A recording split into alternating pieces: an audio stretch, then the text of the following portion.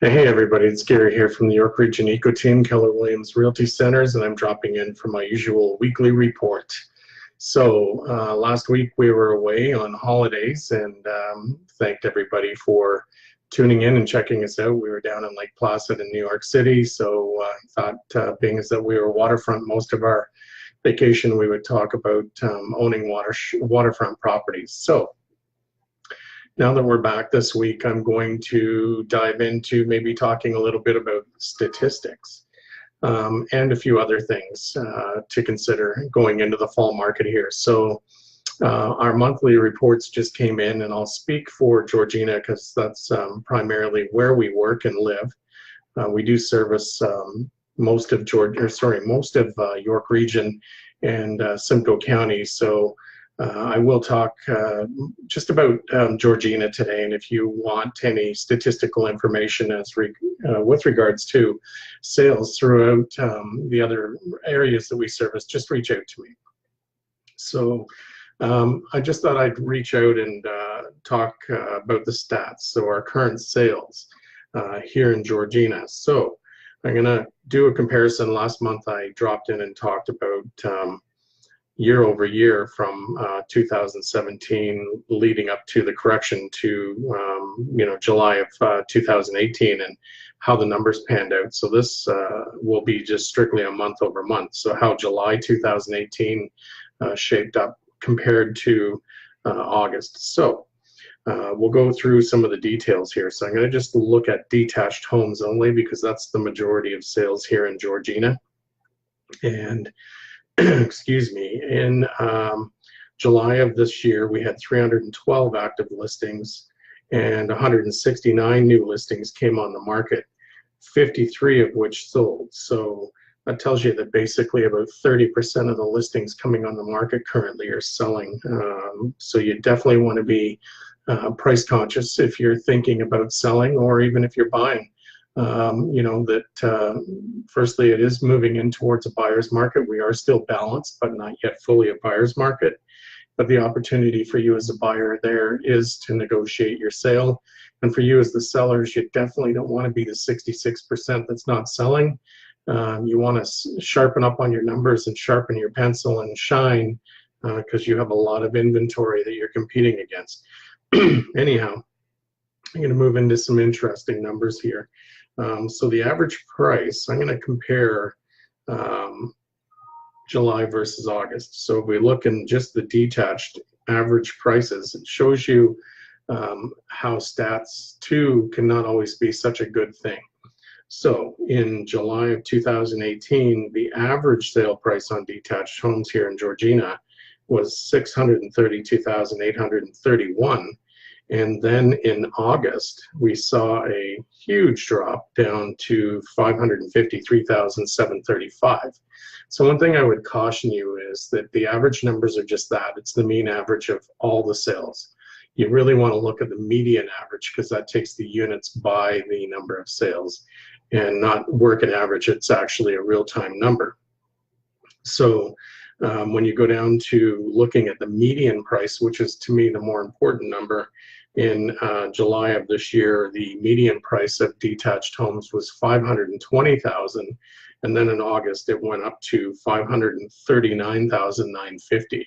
So in the course of 1 month, we saw an increase of approximately 3.84%. So, hey, Lori, it's good to see you here. So that's a good sign. It's nice to see that the static numbers are bottoming out, but we have to go in through a number of months to see how that all shapes up.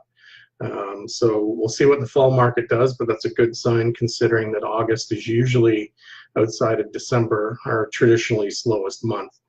So I'll move through some of the other numbers. With regards to the average days on market, we did see from July to August a slowdown. So we were typically running 30 days on average to sell a house, excuse me, sell a house here in Georgina. In July, in August, it went up to 45 days.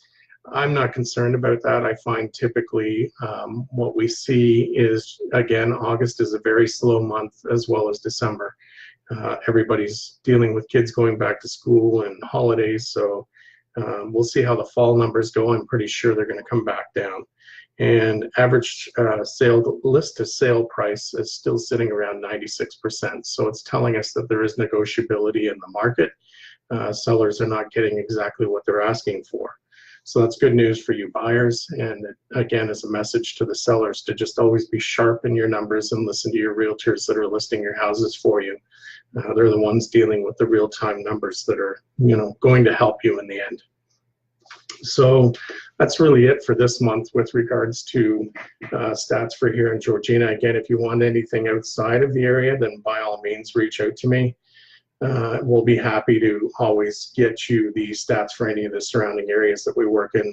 We work from here all the way through Barrie, Orillia, all the way around Lake Simcoe. So any of the surrounding areas, we always have really good real-time information we can help you with. So moving away from that, the topic I thought I would talk about today being is that we're moving into our second best market of the year, is our fall market. If you're thinking about buying or selling, I thought I'd talk a little bit about what you might want to consider when you're hiring a realtor. So I'm going to keep it fairly neutral because we don't want to insult anybody, but we want to definitely give you things to think about if you're thinking about buying or selling within the next year. So some of the things, there are a lot of differentiators between realtors from one to the next. We're in an industry that has standards and regulations. However, no two individuals are the same. So we have a lot of rules that we have to adhere to. That's where your consistency comes into the market, but individuals are individuals and we all run our own businesses. So for you as a buyer or seller, what you really want to do when you're looking at hiring somebody is spend the time investigating at least 2 to 4 realtors and talk to them. Find out, whether they're new, they're old, they've been in the industry a long time, short time. Just get some general statistics as to what they're doing in sales. I would caution anybody who's making decisions around anybody realtor-wise that if you're looking strictly at their statistics, go deeper because statistics can be modified and changed, and they're not necessarily an accurate detail as to what type of business or negotiation skills that a realtor has. You really, really want to dig at that. And a few things that I would suggest for you is to take your time, sit down, always speak to your friends, speak to professionals that you work with, ask them who they're using, who they like. Again, the realtor who's spending the most amount of money advertising doesn't necessarily mean they have the most amount of skills or they're doing the most amount of sales. That's just the way that they're looking to promote themselves. So again, it comes down to, I can't put enough verbiage into the fact that you definitely really want to make sure that the realtor you're hiring has skill sets. In our case, we came from being custom home builders prior to getting into real estate. So I came from having 30 years of experience in custom home building and renovation. So that's the type of thing that we bring to the table on top of our professionalism. I ran my own business, so I understand how to be an entrepreneur and run our real estate business very much the same way. So there's a lot of ethics and discipline that we follow. We worked in a very high-end custom market. So we understood customer service and client loyalty to a high degree. So I would suggest the same thing when you're looking to hire a realtor. Ask to speak to some of their clients. I mean, why not? There are some privacy rules. However, if they have permission from some of their clients for you to call them, why not ask? We ask for referrals when it comes to doctors and mechanics and everything else and tradespeople. I wouldn't think it's unreasonable to ask to speak to past clients of realtors. In our case, we do have permission from some different clients that we have and openly allow our potential new clients to speak to them. A number of different things too that we do is we utilize technology to a very high degree. We don't do things in a brick and mortar way here at the Eco Team. We are very much in the digital realm of things. We promote most of our listings through digital means, social media, and all sorts of other platforms. We have a number of our own websites that we utilize to speak to different people in different areas and different demographics. So it really gives a purposeful venue for our buyers and sellers to be able to have a voice And I say our buyers and sellers because we also do promote our buyers that are looking. When we have active buyers coming in, we definitely want to make sure that our sellers know that we have them out there, and even the general public, because people sometimes, are thinking about selling, but they don't get involved with selling until they know that you basically can put somebody in place with them. So we're very open-ended on both sides of buyers and sellers to make sure that we're promoting the fact that we have both actively working and looking with us. So it becomes our job when we're working with sellers to make sure they're getting attention and getting people through the door. So in our case, we allow it to be a client's choice with regards to open houses. We do host open houses, and we also do a lot of virtual tour work, staging, etc. I was mentioning earlier in the statistics, something that you want to make sure that when you're talking to your realtors, these days it's really important for your house to be priced right first and then shine. If your house needs a little bit of attention, it's often a very worthy conversation to have with your realtor to talk about investing money in your house to possibly get a return on that going out. When we were in the hot market, it was a no-brainer. If we were coming in and saying, hey, paint, maybe do this, do that, fix a deck, holes in the walls, things like that. It typically had return on money. These days, it's, slower, a little more risky. You may not, say you have a tired kitchen and go and do a kitchen renovation and you're going to get a return on it. It may not be worth it today. It's better to price appropriately and just move on to your next house. We definitely were doing a lot of kitchen renovations and things, helping people sell in the hot market, and it was definitely providing return on money. But again, we're just not there these days. So it's a conversation that you definitely want to have and have a game plan. We work with our clients much like we work a business plan in our business to say, hey, here's the overall picture. Do we see the value in basically doing renovations to get you sold? If not, let's just price adjust it to where the market is and let you get on to the next house so you can actually spend that money on the next house and not be at risk of losing any money while you're selling your house. At least your static numbers are real. So that's just a couple things that I would suggest you also talk to other realtors about. If they're not proactive about it, just make some decisions around that, whether or not they're the right fit for you. Your gut should basically tell you what is right and wrong for you when it comes to some of the biggest decisions being your house. In our case too, we do have a very fully intact concierge service. So we have everything from the bottom of the spectrum from right up to the top in professionals. So, if you need cleaners, painters, renovators, lawyers, we have it all. We have a great inspector on staff. We have our own in-house lender. We also have a financial strategist in our case. So when we're dealing often with people that are moving in towards their retirement years, or even millennials and Gen X people and Gen Z people now starting to buy real estate, they don't quite know what their future looks like and how to plan for it. So we definitely have financial strategists on our staff that will help you figure out how to plug and play through your life, whether you're winding up or winding down. We also do a lot of work in the US, so we have a lot of experience with US holdings and how to buy and hold those. And we have a great lawyer here in Toronto that we often connect clients with to deal with US holdings. And we have attachment to US lenders so that you are not trying to figure this all out on your own. When you deal with us, we are more than just real estate sales representatives. We're actually lifestyle consultants. So we are spending a lot of time with a diversity of clients that we have. We have everybody from young millennials all the way up to seniors that are, just looking to wind down and live their golden years. So we paid attention to that and basically make sure that we're catering to everybody's needs on an individual basis. And a few other things to also dialogue about. So in our case, we are a team. We're a team of 3.